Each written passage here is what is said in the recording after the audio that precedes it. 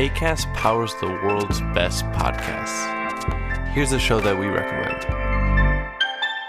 My name is Amat Levine, and I'm here to tell you about Black History Unveiled, a new podcast where we spotlight pivotal moments, influential figures, and groundbreaking movements from Black history across the globe. For example, in this first season, you'll hear about how the Louisiana Purchase, the moment when the U.S. nearly doubled in size, is tied to the greatest slave rebellion in history. Learn more about this and other historical events every week on Black History Unveiled. Black History Unveiled is a part of the worldwide Acast family, and you can listen on your preferred podcast platform. Acast helps creators launch, grow, and monetize their podcasts everywhere. Acast.com.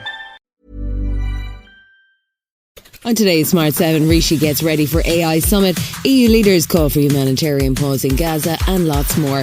It's Friday the 27th of October, it's National Black Cat Day, and happy birthday, John Cleese. The Smart 7, it's news, but not the news.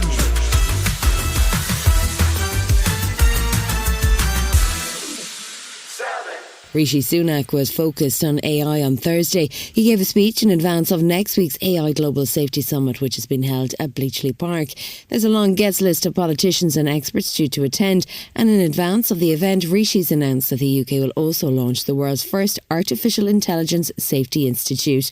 He was slow to suggest any legislation to regulate AI, though, while also recognising the potential for AI to increase threats from bad actors. We already invest far more in AI safety research than any other country in the world. That's what our task force is doing. And we've been able to attract some of the world's best and brightest people to come and work in that task force. So that should give everyone the reassurance that we're ahead of the curve on this. There's controversy over the invitation list for the summit. China has been invited, which former PM Liz Truss says is a mistake, and the invite should be withdrawn. Deputy PM Oliver Dowden is in charge of the guest list, and he says he's still not sure if a Chinese delegation will actually turn up. It is the case that they have accepted, but we'll wait to see everyone who actually turns up at the summit. It's always the case with any summit. You wait and see who actually turns up at these events. The Gaza Health Authority says the death toll from Israeli strikes has now exceeded 7,000 people. It came as Israel mounted a raid with tanks and bulldozers in the northern part of Gaza on Thursday, targeting Hamas in what could be a sign of things to come. The IDF also claimed to have killed the deputy head of Hamas intelligence in an airstrike. EU leaders have called for humanitarian pauses to allow aid to flow into Gaza, and Alison Griffin, Save the Children's head of conflict and humanitarian campaign, is warning that hundreds of children may be trapped in rubble. She too was calling for a stop to the violence to allow rescue workers to access Gaza. Save the Children is calling for an urgent, immediate humanitarian ceasefire and unfettered humanitarian access. Hamas reported on Thursday that as many as 50 of the 200 plus hostages it's holding have been killed in airstrikes.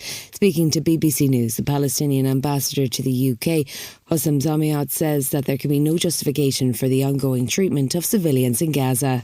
Nothing justifies the carpet bombing of entire civilian areas. Nothing justifies cutting water, food, electricity, fuel from hospitals.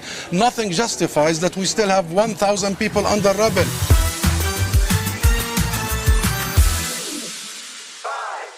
Mass shootings are frighteningly common in America.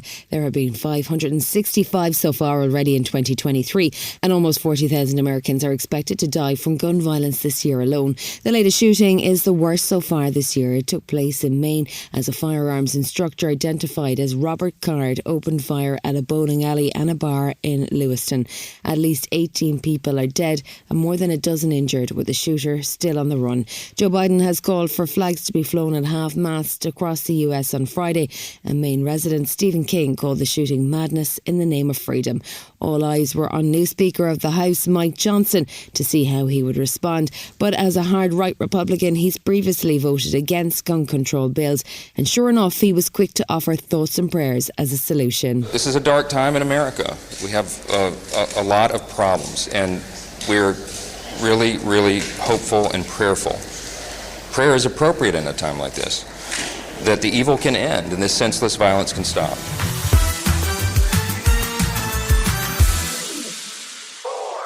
The cancelling of the HS2 project hasn't put an end to the many questions around the high-speed rail line. Transport Secretary Mark Harper was in the Commons on Thursday, facing questions from opposition MPs, including Labour's Stephen Morgan.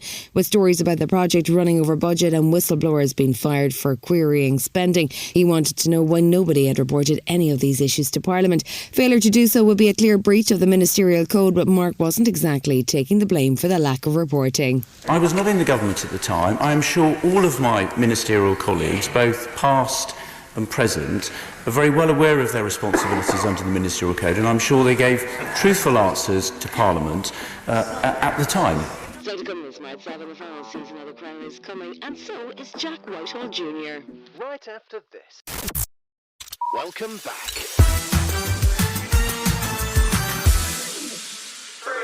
Thursday night means Europa League action with 15 games in total, including Brighton, Liverpool, West Ham and Rangers. Brighton made history with their first win in Europe as they beat Dutch side Ajax 2-0, while Rangers drew in the Czech Republic and West Ham lost in Greece. At Anfield, Liverpool managed a 5-1 win over French side Toulouse, and manager Jurgen Klopp says everything went to plan. How difficult the game could have been, you saw in the moments when it was difficult.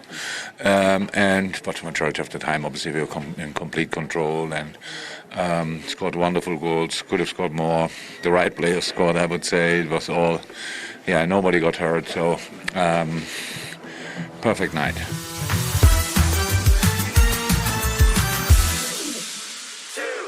Be thankful you're not part of Jack Whitehall's family, because he makes them work pretty hard. His poor mum and dad have done travel shows for Netflix with Jack, chat shows, books and podcasts. Now he's moved on, recruiting, or in fact creating, the next generation of talent for the Whitehall Talent Army. He's very excited to be a new dad and about all the new PR angles that come with it. There's no middle ground really, I think, with parents. Like, if you ask them about it, you have the parents that are like, oh my God, you have to do this and it's the best thing ever. And then you have the parents that are like Vietnam War veterans that are like, don't do it, man, you weren't there. And I feel like I, on a daily basis, flip between both of those things. I'm like, oh my God, it's incredible. And I'm like, oh my God, when can they go to a boarding school?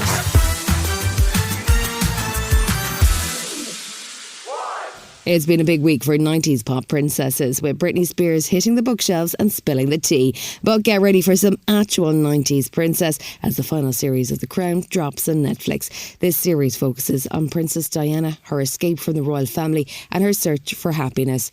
Imelda Staunton retains the crown as Her Majesty, and Elizabeth Debicki plays Diana. The first 4 episodes land on November 16th.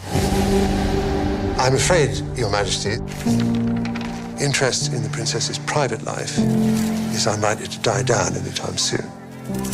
The press are on our tails constantly. All one wants is for that girl to find peace. You've been listening to The Smart 7. We'll be back tomorrow at 7 a.m. Hit that follow button and have a great day.